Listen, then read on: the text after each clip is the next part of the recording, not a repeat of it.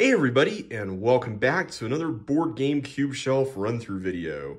We are on the last part of the series, for now at least. At the very end of the year, I'm planning to come back and do an update video where I showcase a few of the new additions to the collection by that point and talk about what left. But until then, this is going to be the last part for now. So let's go and get started and prop up the camera up here one last time. Today we're going to be looking at some rather big boxes, at least at the very beginning and end. And we're going to start with one of those right now, which is this one.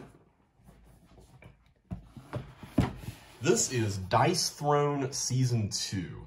Now, Dice Throne is probably best described as Magic the Gathering meets Yahtzee.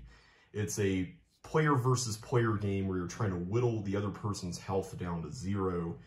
And you're doing so by rolling dice and attacking based on how you roll.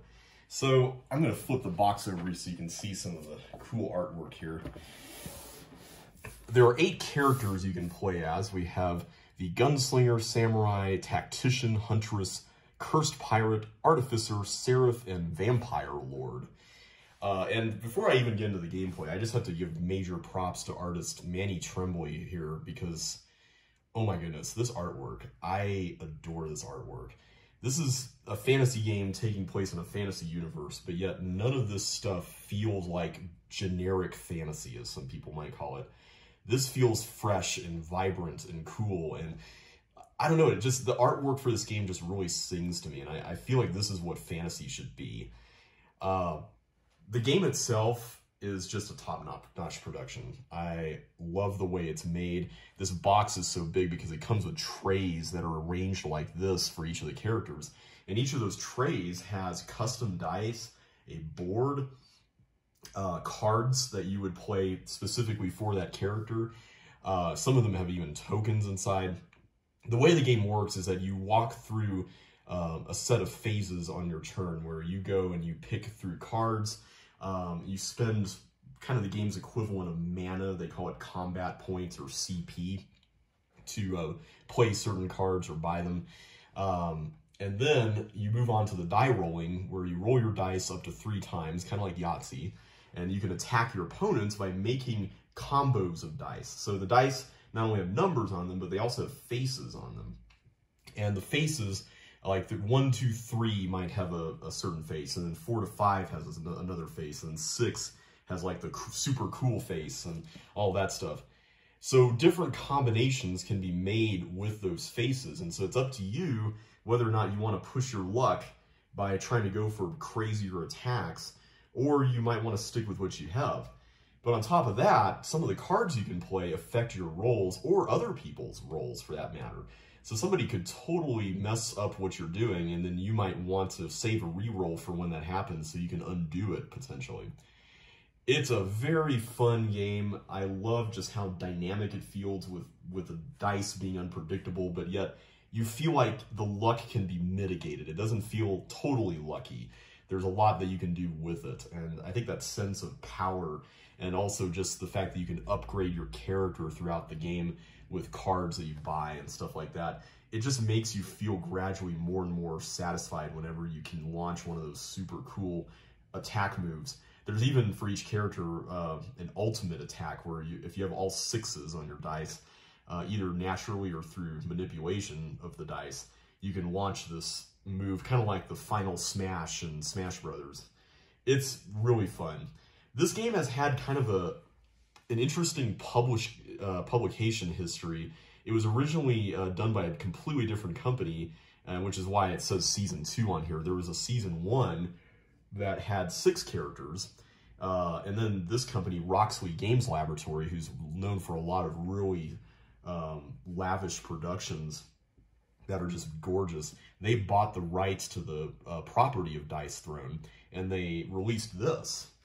And last year, they went on Kickstarter to fund a remaster of Season 1 that adds 2 characters, as well as a cooperative expansion called Dice Throne Adventures, where you can take these characters and instead of pitting them against each other, you can do kind of like a cooperative mode where you crawl through a dungeon and fight monsters with their own stats and attacks and whatnot.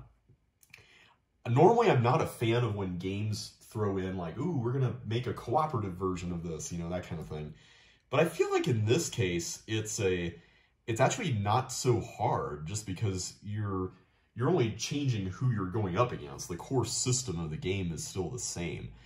It's apparently going to be a nod to Diablo with a kind of like a looting system similar to that and a dungeon crawl kind of thing going on. I'm really excited for that. I can't wait for that to get here and play it with friends, hopefully. So that's Dice Throne. If you're looking for kind of like an alternative to Magic the Gathering that doesn't have sort of the collectible element of it, where you just buy something and that's it, this is a great deal. You could theoretically, they do sell these packs. I've seen them at Barnes & Noble. They sell these like 2 packs where you can get like each group of 2 characters. So if you just want to try it out and see if it's for you, you could try that. But I just bought the whole box because it sounded so interesting and I loved the artwork that I figured it would make a fun addition to the collection. So that's Dice Throne. Okay, the next game we're going to be taking a look at is actually, I want to say, the newest game in the collection. It's certainly the newest game out by an old friend here, Renegade Game Studios and Foxtrot Games. They were the ones who collaborated on World's Fair 1893 and Spy Club, which we looked at earlier, and I think Lanterns. Yeah, they also did Lanterns. But this game, I would say, is in some ways one of their most ambitious games. This is a game called The Search for Planet X. And it's a logic deduction game, kind of unlike anything I've ever seen before. And that's initially what attracted me to it. It was designed by the same design duo, Ben Rossett and Matthew O'Malley, who did Between Two Castles of Mad King Ludwig, which was initially what got my attention, was just the design pedigree behind this. But I was curious to know what this would add to the world of deduction games. Well, for one thing, the game uses an app, which is something that normally I'm kind of like, you know, I don't mind apps in games. I'm not one of those people who's like, oh, it's a board game, you shouldn't have anything digital around. But usually when that happens, I would want some kind of reason behind having the app there. You know, does it actually help make the game a little easier, manageable? And I think in this case, the answer is a resounding absolutely. Because what the app does is that it gives you a different puzzle to solve every time, which is tracked by a game code, and it also gives you different logic clues that you could use to arrive at the answer. So in a lot of ways, it takes what maybe like a game master might have to put together and disseminate in terms of information amongst the group, and it combines it into a very streamlined format that you could look at, so you don't really have to rely on somebody having to keep track of that, and that helps make the game so much more simple. So the premise of this game is that you are astronomers and scientists who are trying to find the fabled 9th planet in the solar system. And there are 12 sectors in space. They look like pie slices on this round board here. And what's going on here is that you are doing different things and spending time doing them in order to arrive at the answer. So the app actually walks you through a turn. It allows you to pick an option for what you want to do. You could, for example, choose to survey. So there's this round wheel here that tracks how much space you can see around the night sky, which is half the board at any given point. But it also serves as like a way to track the time in some ways, because it keeps up with the last pawn in the order here. So like at any point, you could see half the board. So in this board of 12 sectors, I could see 3, 4, 5, 6, 7, 8. You know, like I could see at least those 6. So you could choose to survey any chunk of that 6. So the less you survey, the more time you have to spend, but the more accurate your results will be since you're looking at a smaller space. Whereas if you survey more, you have to take up more time. But at the same time, you do get a larger swath of stuff to look at, albeit maybe a less accurate reading in terms of where things might be. So here it says, you know, I'm searching for asteroids. It's one of the objects that could be in the game. And there's 2 of them in sectors 1 through 6. I don't know where, but we do know there's at least 2 of them out there somewhere. You can also do a target, which is like a 2-time ability in the game, where you can identify one specific sector only, and you know for sure what is there. And then the third thing you can do is research, which allows you to use the app and get a logic rule as far as what, like something relating to the different types of objects. So for example, you might go like, it might tell you something like, you know, comets are always opposite asteroids or something like that. So stuff like that can help you narrow down what exactly is in each sector, because there's only one thing in each sector. So that kind of helps you out a little bit. But then eventually, once you get all of the info together, you can try to solve for where planet X is. But you not only have to solve for exactly where it is, you also have to identify what's in the sector before and the sector after it. So only when you do that can you solve the puzzle and thereby end the game. But the other thing that makes this interesting, which I really enjoy, is that this is not just a game about arriving at the correct answer. Because if it was that, I feel like it wouldn't really stand out amongst deduction games, because a lot of deduction games have that objective where you're just trying to find the correct solution, like Clue, for example. But in this game, the objective is to get the most points.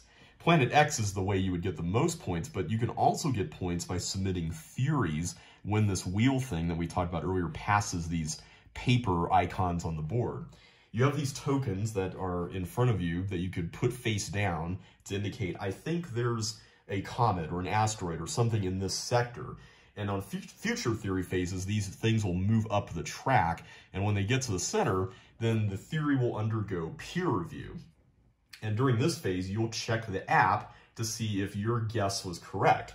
And if it is, then it's going to be it's going to have gone through the rigors of peer review, and it will be known to everybody that that's what's there. And not only that, but you'll get points for it at the end. And if you're the first one in the lineup, or tied for first, to get the theory peer reviewed at the outset.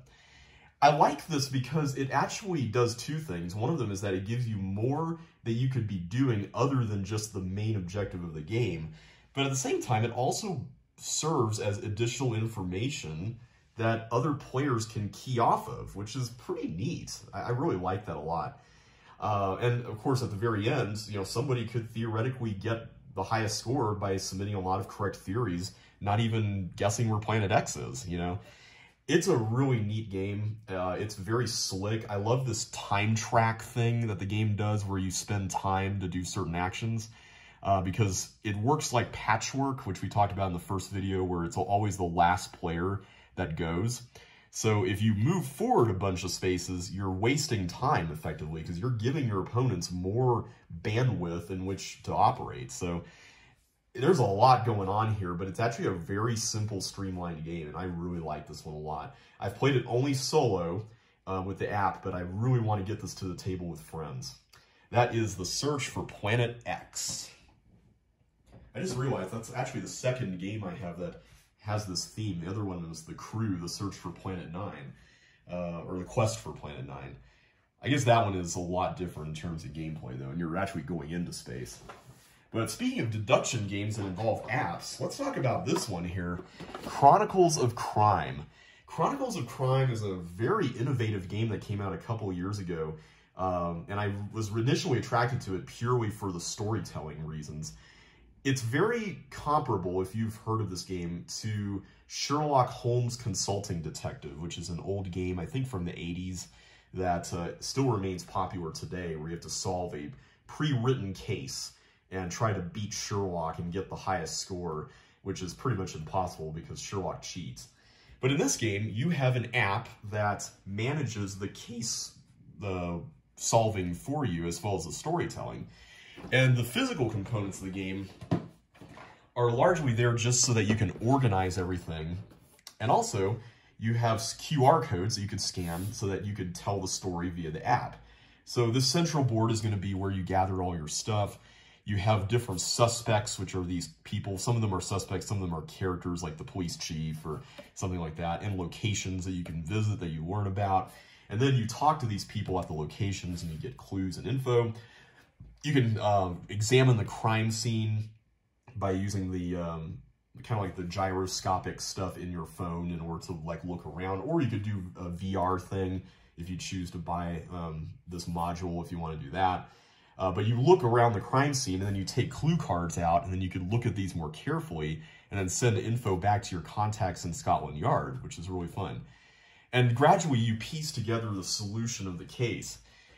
I have to admit, I've only played 2 of the cases, and that's mainly just because I really want to play through some of these with a group. It's fun to play solo. I don't mind playing it solo, but really, I think there's a much more valuable experience there when you can just get people together and have a bunch of different heads thinking about this kind of thing. The game comes with 5 scenarios, but what's really neat about it is that all of these cards and stuff are completely reusable. So like a suspect in one case could easily be the police chief in the next case, or something like that. I mean, the QR codes just link to different things depending on which case you're in.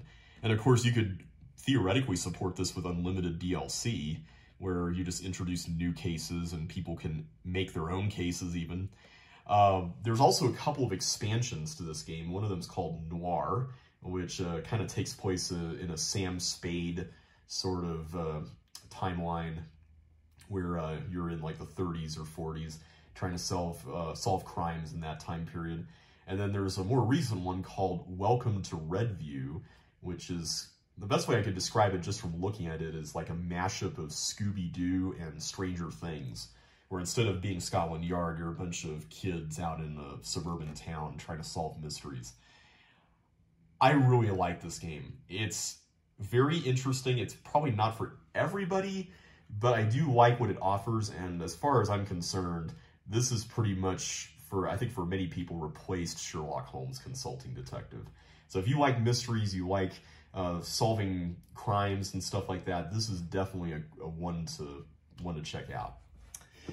All right, we are going to be now going into territory of games I haven't played yet, mainly just because these ones just came in the mail.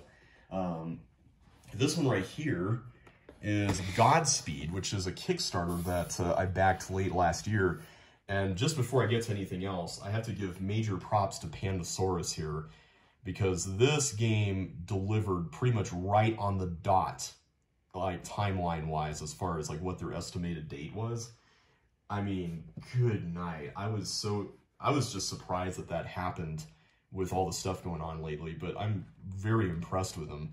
They were also the ones who did Dinosaur Island and Mental Blocks and Illusion, but this is their latest game. It's a worker placement game that has a lot of really interesting wrinkles to it. I'm looking forward to playing it. I think I'm going to be playing it soon with some folks. But the premise behind this is that it's the 1960s, and the space race is going on, but really the space race in this alternate history is a front for getting to another planet, where we needed like funding from, for NASA and whatnot, but the funding is really all going to getting through to this one-way trip into this exoplanet, this pink surface here. So yeah, we went to the moon and all, but the moon was just the tip of the iceberg, so to speak. So anyway, we are all going to this planet. We're all different countries, and we're trying to basically colonize it and whatnot.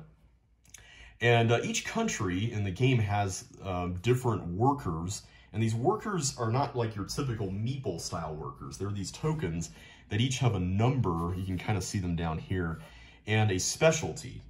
The specialty allows you to get to different spaces at the end of the round, but the numbers allow you to bid on what you get in the middle of the round. So there's 3 different things that you're doing. One of them is that you are revealing like an event card. It's called the High Council phase. And that card tells you, okay, you need a worker of this type, this specialty, if you want to contribute to resolving this event. And if you contribute somebody, then you get to avoid a penalty. But if everybody contributes, then you all get a reward.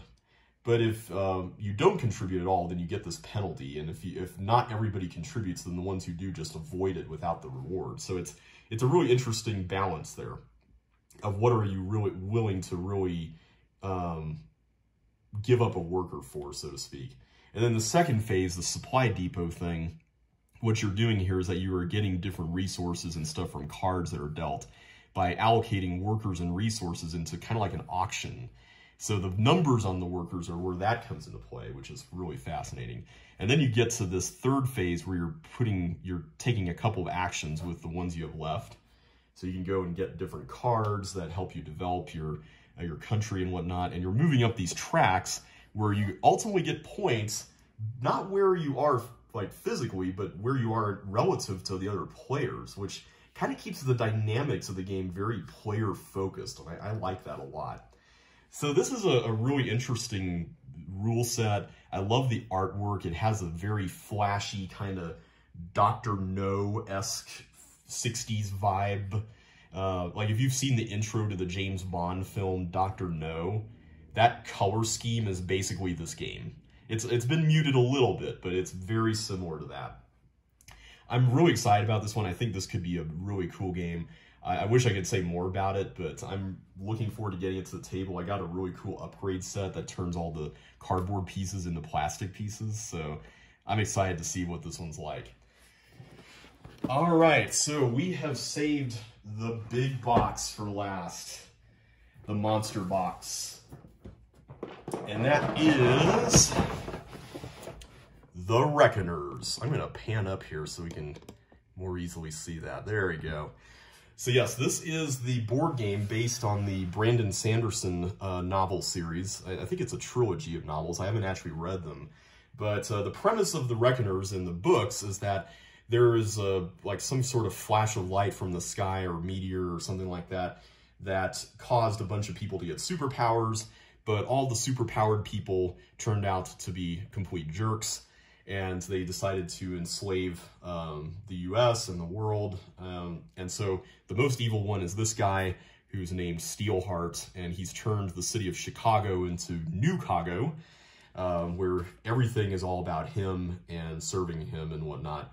And you're playing as this band of heroes here in the background called the Reckoners, who are non-super people. They're just regular people who are trying to fight back as a resistance. So you're trying to go up against Steelheart and all of his superpowered people. They call them epics in the game. And I have to say, what attracted me to this game was just the way that the theme was realized in something that could have been abstract. Even as someone who has not read these books, I could immediately see that the people who made them, Brett Sobel and Seth Van Orden, who did Stockpile, actually, they did a really good job of making something that looked really engaging, and the production quality of this is just off the charts. So I'm going to turn this around so you can see just the craziness going on here.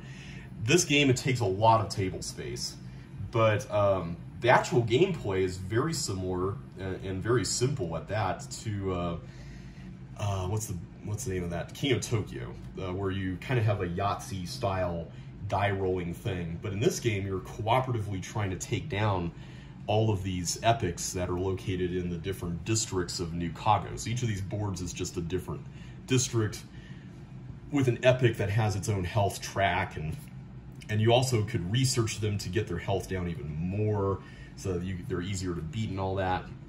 But you want to be careful, because the more reinforcements they have, this sliding, you can't really see it very well here, but there's like a sliding bar below this card.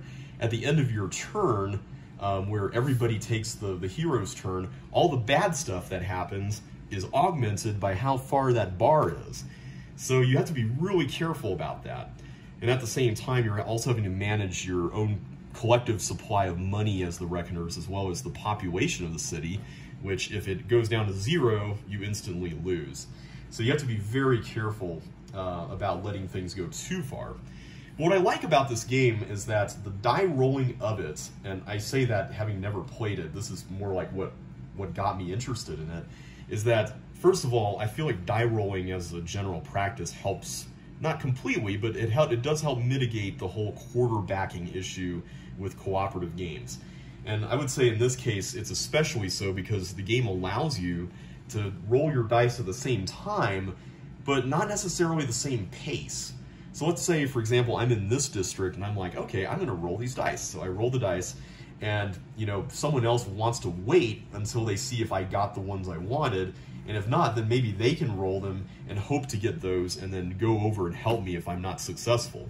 So there's a lot of cool things like that where you can pivot based on maybe not getting the things you do, or maybe if someone does, then you can focus on another thing. I really like this system. I'm really excited to play this. I guess I could play it solo, so I might try that here pretty soon. The box is admittedly a little large, but I do like the fact that they put a lot of work into making this production very easy to set up with all these trays and whatnot. It's a very nice production from this company, Navu Games. They also did Stockpile, as mentioned earlier. They're apparently going to do an expansion to this, which I'm hoping they'll add like special types of things that happen in the districts, or maybe the epics get their own special powers.